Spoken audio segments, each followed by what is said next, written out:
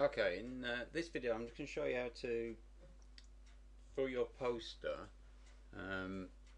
make sure you add your logo to it. Not make sure your logo, add your logo to it. Okay, and I think a couple of things to watch out for when you do it. Right, so the first thing I'm going to do is my logo for Awesome Graphics. Right, so I'm going to create a new document to create the poster. Now we need to set the poster so that it's A4 size. So if we say the width of it, and A4 is 21 centimeters by 29.7, don't ask me why, that's what it is, 297 millimeters, and I want the resolution of this to be 300 dots per inch. Okay, now you'll see that that's making a canvas that's 33 megabytes, so this is quite a big document we're creating, but we've got plenty of RAM on the machines. Right, so let's just create that. Obviously I'll zoom out using Control minus. That's a handy key, that Control minus Control plus zooms in and out, so you don't have to keep using your mouse down here to change your magnification. So right, I can see the whole document. Now this is the logo I want to put onto my poster.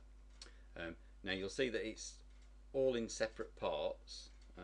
So the first thing I need to do is select everything on my logo and group them so that I've got one thing that moves around. I can now copy that. I should be able to put it in my poster, so I'm going to do that.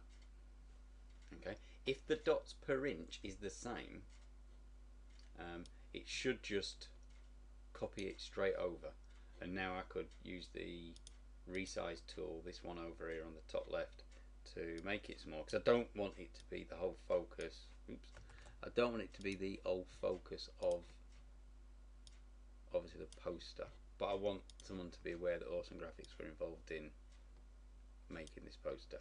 If you want to do any effects on that, so let's say I want to modify go on to filters and maybe mess about with the colour.